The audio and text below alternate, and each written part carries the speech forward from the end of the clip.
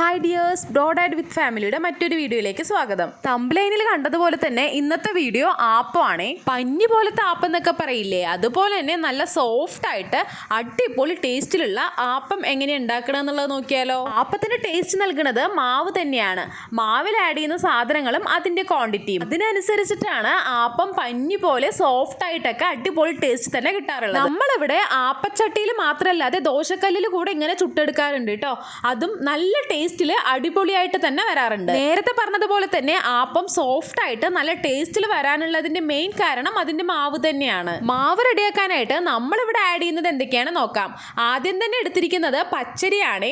1.5 glass അളവിലാണ് ഇപ്പോൾ പച്ചരി എടുത്തിരിക്കുന്നത്. അത് വൃത്തിയായി കഴുകിയെടുത്ത ശേഷം കുറച്ച് വെള്ളം ഒഴിച്ചിട്ട് കുതിരാനായിട്ട് വെക്കുന്നുണ്ട്. കുറഞ്ഞതൊരു 2 മണിക്കൂറെങ്കിലും വെള്ളത്തിലിട്ട് വെച്ചാൽ മാത്രമാണ് അത് നന്നായിട്ട് കുതിർന്നു വരാറുള്ളത് അല്ലേ. കൂടുതൽ എത്ര സമയമായാലും കുഴപ്പമില്ല കേട്ടോ. 2 മണിക്കൂറിന് ശേഷം നമ്മളിവിടെ വെള്ളത്തിലിട്ട് വെച്ച അരി സെറ്റായിട്ട് വന്നിട്ടുണ്ട്. അപ്പോൾ അതിൽ വെള്ളം എല്ലാം ഒഴിച്ച് കളഞ്ഞിട്ട് ഡ്രൈ ആക്കി എടുത്തിട്ടുണ്ട്. ഇനി അതിലേക്ക് ആഡ് ചെയ്ത് കൊടുക്കുന്നത് തേങ്ങയാണ്. ഈ ഒരു ഗ്ലാസ്സിൽ 1.5 ഗ്ലാസ് ആണ് നമ്മൾ അരി എടുത്തിരുന്നത്. അതേ അളവിൽ തന്നെ തേങ്ങയും ആഡ് ചെയ്ത് കൊടുക്കുന്നുണ്ട്. തേങ്ങയുടെ കൂടെ 1.5 ഗ്ലാസ് അളവിൽ തന്നെ ചോറ് കൂടെ ആഡ് ചെയ്ത് കൊടുക്കുന്നുണ്ട് കേട്ടോ.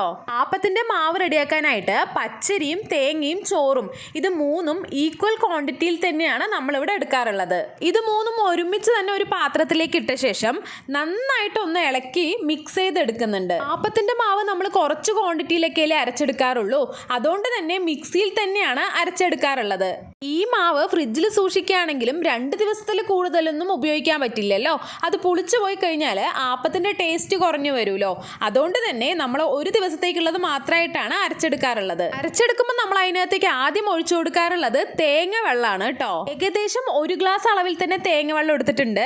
ഇത് തികയാതെ വരുമ്പോൾ മാത്രമാണ് നമ്മൾ വെള്ളം യൂസ് ചെയ്യാറുള്ളത്. വെള്ളം ഒഴിച്ചു കൊടുക്കുമ്പോഴും ഇവിടെ അമ്മ ചെയ്യാറുള്ളത് ഐസ് വാട്ടറാണ് ഇതിനായിട്ട് യൂസ് ചെയ്യാറുള്ളത്. അതിനുള്ള കാരണം എന്താ വെച്ചാൽ നമ്മളിത് മിക്സിയിലാണല്ലോ അരച്ചെടുക്കുന്നത്.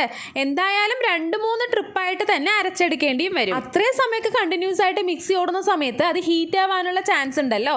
ഹീറ്റ് ആവുന്നത് കുറയ്ക്കാനായിട്ടാണ് അമ്മ ഐസ് വാട്ടർ യൂസ് ചെയ്യുന്നത്. രാവിലത്തേക്കാണ് ആപ്പ് ഉണ്ടാക്കുന്നത് എന്നുണ്ടെങ്കിൽ നമ്മൾ തലേ ദിവസം വൈകിട്ടൊക്കെയാണ് അരച്ച് വെക്കാറുള്ളൂ. വൈകുന്നേരത്തേക്കാണെന്നുണ്ടെങ്കിൽ രാവിലെ തന്നെ അരച്ച് വെക്കാറുണ്ട് കേട്ടോ. കണ്ടില്ലേ, രാവിലെ ആകുമ്പോഴത്തേന് മാവ് നന്നായി പുളിച്ച് പൊങ്ങി വന്നിട്ടുണ്ട്.